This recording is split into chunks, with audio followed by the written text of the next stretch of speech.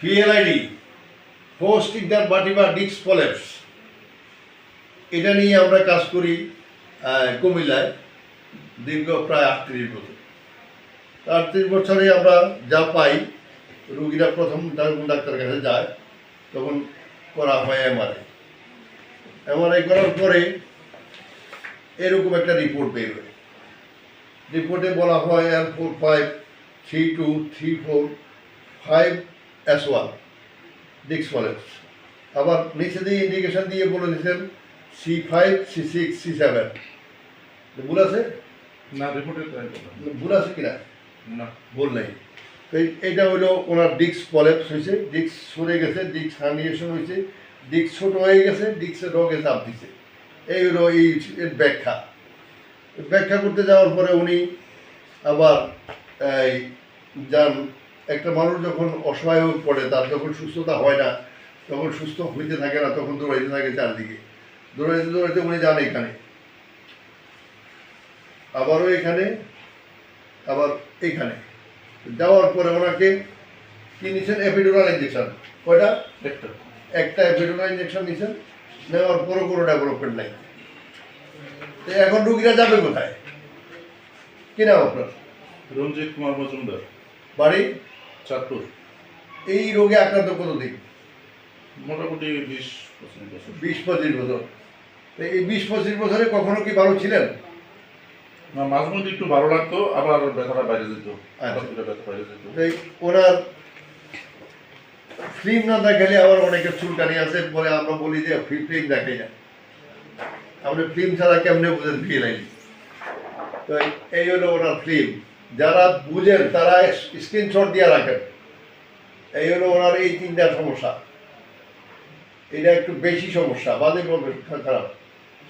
তাই এই সমস্যাগুলো 3টা, যেখান থেকে এই ভিডিও দেখেন সবাই স্ক্রিনশট দিয়ে নেবেন। কারণ এই যে এইটা স্ক্রিনশট দিলে আপনি পরিষ্কার বুঝতে পারবেন যদি আপনি ডাক্তার হয়ে থাকেন। আর ডাক্তার না হয়ে যদি আপনি ওই যে এই কিনা বলে মোটামুটি নিজেকে ডাক্তার মনে করেন, তারা এইসব কথা বলতেই পারেন, কোনো সমস্যা নেই। অপরদিকে আমরা ওনার বডি চেক করব। একটু শোন, একটু শোন। দীর্ঘদিন পিএলআইডি দিয়ে ভোগার পরে যে কাজটা হয়, যে সমস্যাটা মানুষের হয়ে থাকে, সেটা হচ্ছে এই পায়ের পেশিগুলো টান হয়ে যায়, শক্ত হয়ে যায়। এটা শক্ত হয়ে যায়, পাটা উপরে উঠে দিয়ে গেলে এর উপরে আর যায় না, এখানে গেলে টান লাগে নাকি? টান লাগে তো? টান তো লাগতেছে, নাইলে পাহাড় উপর যাবে না কেন?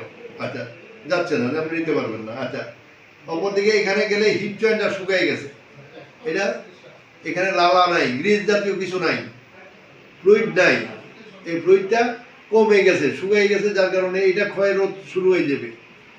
তাই এরকম আমরা অনেক রোগী পাইছি যাদের ক্ষয় হয়ে গেছে অলরেডি। ওনার ক্ষেত্রে এখনো ক্ষয় হয় নাই, ক্ষয়ের কাছাকাছি চলে গেছে। তাই এটা হলো ওনার ভাগ্য ভালো। আমরা ওনার চিকিৎসা শুরু করবো একটু পরে। করে থাকুক তারা। আমরা আজকেই ওনার প্রথম সেশন চিকিৎসা দিই। ওনার সবচেয়ে বড় প্রবলেম হলো পিএলআইডি, লাম্বার পিএলআইডি। সার্ভাইকেল একটু ত্রুটি আছে, সেটা সামান্য, সেটা অনেক বড় না, কিন্তু লাম্বার পিএলআইডিটা ওনার অনেক বেশি। তো এই চিকিৎসা দেওয়ার পরে আমরা ওনাকে 5 মিনিটের জন্য দৌড়াইতে পারিয়েছি, ঠিক? এবং 5 মিনিট দৌড়ানোর পর আমরা আরেকটু কাজ করছি। করার পরে এখন আপনার যে এই ব্যথাটা ফিল করে, এখন একটু নিচে বসো তো, একদম নিচে বসেন, যেটা আপনার নিষেধ। আপনাকে মানে সব ডাক্তার নিষেধ করছে নিচে বসবেন না, এই ভিজুয়াল দিয়েও নিষেধ করছে, তাই না? হ্যাঁ, উঠেন, বসেন, বসেন, উঠেন, আপনি উঠেন না, 20 মিনিট তারপর বসে দেন না।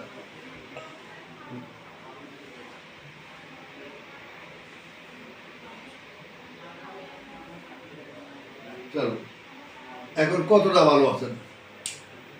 এখন মোটামুটি ভালো। থেরাপিটা দেওয়ার পর একটু ভালো লাগতেছে, প্রায় 60-70% ব্যথা কমে গেছে একদিনে। প্রথম সেশনে যদি 60 বা 70% ব্যথা কমে যায়, তাহলে ওনাকে আমরা কালকে একটা চিকিৎসা দিয়ে ছেড়ে দিই। ছেড়ে দেওয়ার পরে উনি প্রতি সপ্তাহে আসে একটা করে চিকিৎসা নিয়ে যাবেন এবং একেবারেই সুস্থ হয়ে যাবেন। আমরা শুধু একটা কথাই বলবো, পিএনএলির ক্ষেত্রে কোনো রকম অপারেশন লাগে না, প্রয়োজন নাই।